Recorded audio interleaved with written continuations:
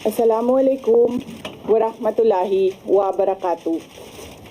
Madayaw ug maayong adlaw kaninyong tanan. Magandang araw sa inyo lahat. Proverbs 19 verse 21 states, "Many are the plans in a person's heart, but it is the Lord's purpose that prevails."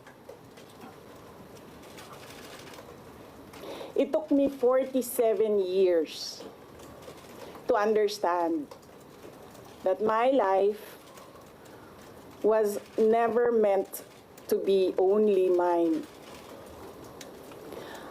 Unlike others, I may not have been born just to chase happiness.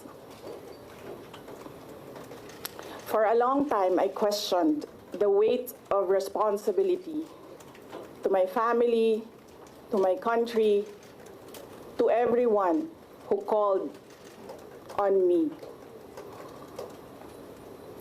Today, I have peacefully accepted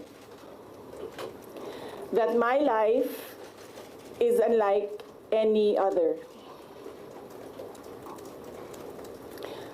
Sa unang mga buwan ng aming mga termino, nakita ko na ang kawalan ng katapatan ni Bongbong Marcos Jr. sa mga pangakong binitawan noong kampanya, pati na sa kanyang sinumpaang tungkulin para sa bayan. Dahil hindi ko kinaya na maging bahagi ng 2025 national budget na tadtad ng katiwalian, pinili kong umalis sa kabinete kahit alam ko na mula pa noong 2023 na ang magiging kapalit ay ang aking impeachment. Mga kababayan, humihingi ako ng paumanhin.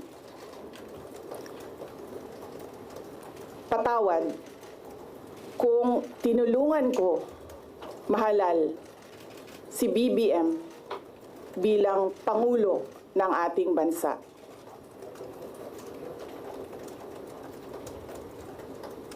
Patawad kung hanggang ngayon ay marami pa ring Pilipino ang nalulunod sa baha ng dahil sa malawakang korupsyon. Patawad kung lantaran ang pang-aabuso ng ating mga institusyon para sa pansariling interes ng mga politiko.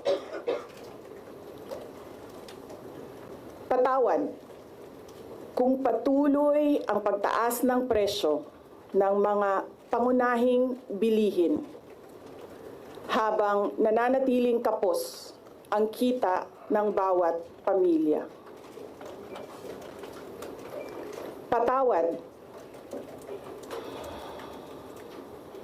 kung wala man lang tayong tunay na seguridad sa pagkain. Patawad kung may nagkakasakit at binabawian bigla ng buhay dahil sa kakulangan ng maayos at epektibong healthcare system. Hindi ako kailanman natakot sa pagsira nila sa pangalan ko. Ngunit, may takot ako para sa ating mga anak. May takot ako para sa susunod na henerasyon.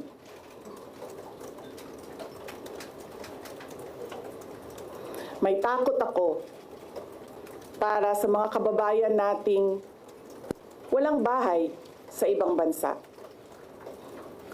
Walang pangalawang pasaporte, walang ibang matatakbuhan kundi ang Pilipinas. Kahit ito'y patuloy na nalulugmok sa kahirapan. Na ako'y kahadlok, nga moabot ang adlaw na dawaton na lang nato ang kapobrehon isip kapalaran.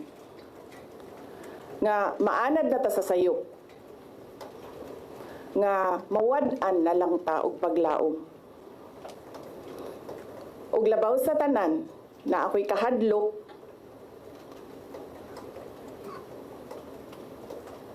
nga moabot ang adlaw nga wala na tay Pilipinas nga ikahatag sa atong mga anak. I cannot kneel before each and every Filipino to beg for forgiveness. Instead, I offer my life, my strength, and my future in the service of our nation. Mga kababayan, ibalik natin ang tapang at malasakit para sa Diyos, sa bayan, at para sa bawat pamilyang Pilipino. Ako si Sara Duterte, tatakbo bilang Pangulo ng Pilipinas. Syukran.